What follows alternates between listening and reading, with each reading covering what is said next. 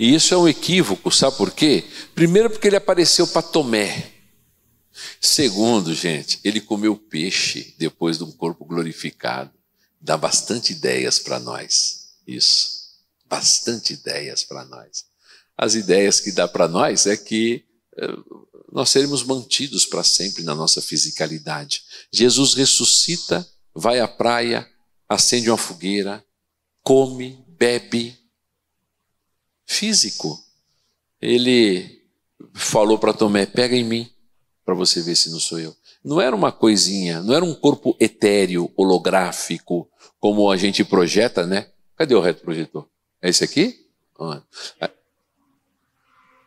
Ah, tá ali, né? Aí você projeta uma imagem ali, você vai pegar. Não consegue, é uma questão holográfica. Jesus não. Ele falou, pega em mim, toca em mim, e ainda come e bebe. Antigamente, naqueles desenhos que tinha do Pica-Pau, né? Lá os caras tomavam um tiro, ficavam todos furados, bebia água, saía água assim, né?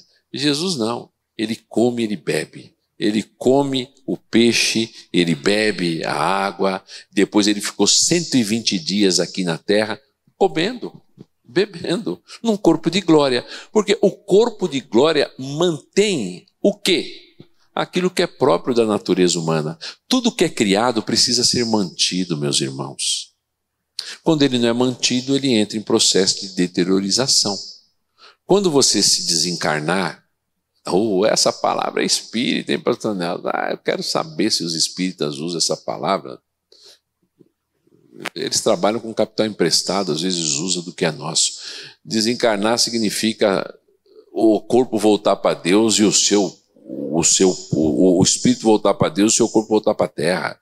É isso que é a desencarnação. E a encarnação é quando você volta para o mesmo corpo. Agora, se eles dizem que desencarnar é encarnar em outras entidades, e encarnar é encarnar em até cachorro, porque a implicação do pensamento na Índia é esse. Você não mata animal nem mosca, por quê? Porque aquilo pode ser um ente do passado. Para ser mais coerente, tinha que ser assim, né? Mas eles não vão falar a respeito disso de forma alguma. Mas quando você morre, o seu espírito vai para Deus e o seu corpo volta para a terra. O seu espírito está sendo mantido e você está num lugar de glória, aguardando a ressurreição do seu corpo. Aquilo que não foi preservado, porque a morte tira a sua alma de você e você volta para o estágio de morte, ou você volta à morte física, você vai deteriorar. Você vai apodrecer, você vai virar pó, não é? Agora, a ressurreição, a alma do indivíduo volta para ele é ressuscitado novamente, e Deus vai mantê-lo preservando o corpo dele para toda a eternidade. Se Deus não preservar o corpo do indivíduo, ou qualquer coisa relacionada à vida neste mundo, perde o sentido e morre. Salmo 104, leia lá, está escrito isso que eu estou falando para vocês. Então, tudo o que Deus não preserva se deteriora, morre. É a lei da entropia. Veja, o que às vezes as pessoas falam de forma que seja verdadeira, o demônio disse que Jesus era o Filho de Deus. Ele deixou de ser Filho de Deus porque foi o demônio que falou? O que temos nós contigo, Jesus, Filho do Deus vivo. Lembra? E Jesus falou, você está falando de mim, eu sou Jesus, não está certo porque é o demônio que está falando? Não. Se o indivíduo fala alguma coisa, porque ele trabalha com capital emprestado. Todos os conceitos religiosos que as pessoas têm não vêm dela, são revelações da graça de Deus. Para alguns, com um entendimento melhor do que o outro. Os animais serão recriados, sim, no novo céu e na nova terra. Não sei se eles serão comestíveis, porque os nossos pais, antes do pecado, não comiam animais, assim como os animais eram herbívoros. Pode ver, está escrito lá. Depois que o pecado entrou no mundo, os animais e os homens se tornaram carnívoros. Então, eu não creio que será assim, que nós comeremos essas coisas. Agora, a necessidade de comer, de dormir, os nossos pais comiam e dormiam antes do pecado. Não é o pecado que dá sono, não é o pecado que faz o indivíduo querer comer. Agora, o exagero disto é consequência do pecado. Essas coisas são necessárias, por quê? Porque nós precisamos ser mantidos. Nós somos seres criados, nós somos finitos. Nós não somos eternos e nunca seremos. Nós somos imortais. Depois que viemos à existência, nunca mais deixamos de existir. Ou na glória, ou no inferno. Mas eternos, eternidade é um atributo de Deus e somente dele. Então eu não tenho nenhuma crise em dizer para a senhora, sem dúvida alguma, no novo céu e na nova terra. No céu não.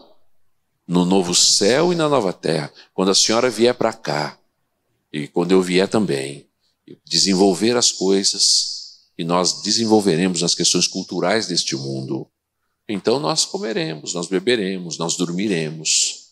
Não por enfado e canseira, mas por necessidade de alguém que é finito.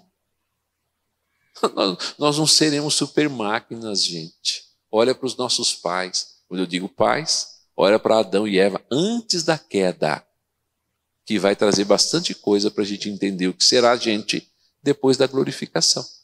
O nosso Deus é extraordinário, eclético. Toda a nossa vida vai ser uma vida de culto. Todo dia é um dia de adoração. Os nossos pais, antes do pecado, eles adoravam a Deus todo dia. E todo dia, na viração do dia, Deus encontrava-se com ele. Mas eles capinavam, trabalhavam na terra, plantavam, aravam. Mas está lá, vai fazer o quê? Isso aqui, presta atenção, E os meus eleitos herdarão a terra, e os meus servos habitarão nela.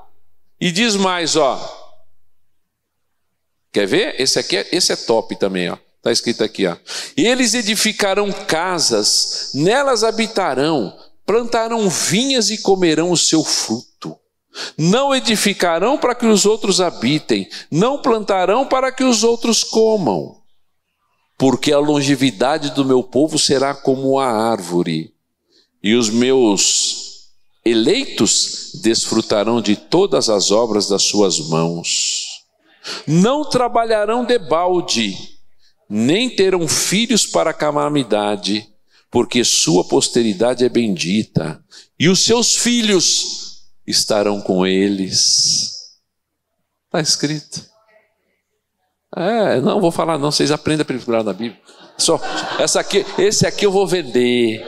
Esse eu vou vender. Eu vendo esse texto. Estou brincando, irmã. Isaías 65, Isaías 63, 65 tratam claramente sobre esses textos. Esse ano eu tenho trabalhado só isso na minha igreja, um ano inteiro. Tenho ensinado sobre essas coisas. E ainda não entrei nesses textos. Esses textos eu vou entrar ainda. Já falei pinceladamente. Para quê? Gente, para a gente amar mais o nosso Deus. Nosso Deus é outra categoria, é outro nível. Sabe? É outra realidade. Os nossos filhos estarão conosco na glória. Agora eduque os seus filhos para amarem a Cristo. Eu creio que quanto a gente não pode subestimar a capacidade dos outros aprenderem. Eu acho que a gente tem que aprender a ensinar com a linguagem, mas nunca pelas metades. Nós temos um problema hoje sistêmico por conta de durante anos essas coisas não serem explicadas. Então, quando você explica essas coisas, você lembra que os nossos irmãozinhos lá no Egito, depois que eles saíram, quando se fazia a Páscoa, as crianças participavam da Páscoa, para que vós e os vossos filhos saibam o porquê disto, o porquê disto. Então, essas coisas são para nós e para os nossos filhos. Eu creio, agora eu preciso também ponderar no que você falou, e o que você falou é verdade. A gente tem que ter, pela graça de Deus, a habilidade para ensinar. Ensine, não tenha medo, mas ensine a verdade. Se ela questionar, você vai para os textos bíblicos, mostra que a terra e o céu é um lugar intermediário, que nós existiremos lá por um tempo, nós não viveremos lá para todo sempre. Coisas afins, nesse sentido, é que nós precisamos ensinar. Pois é, então nós vamos viver aonde? Nós depois que ressuscitarmos, porque desde cedo a criança aprende a enfrentar a morte e saber que ela não é definitiva na nossa vida. Uma das coisas que aterroriza as pessoas hoje, principalmente esse Covid que teve aí, foi a morte. Lá na nossa igreja nós tivemos uma morte de Covid. Mas existem várias igrejas que a morte, o Covid levou tantos irmãos nossos, tantos irmãos e muitas famílias desesperadas. Por quê? Porque hoje nós não temos a credibilidade na ressurreição. Gente, você vai morrer, eu também, mas nós vamos ressuscitar um dia num corpo de glória. Isso não é mentira, isso é fato. Eu não sei, é uma coisa extraordinária, magnífica, mas isto vai acontecer. Então eu creio que quanto mais cedo a gente ensina para nós e os nossos filhos as coisas de maneira correta, nós evitaremos no futuro gerações de crentes mais fracos. Porém, o que o irmão falou tem a sua razão. A gente tem que aprender a falar, a ensinar de maneira correta.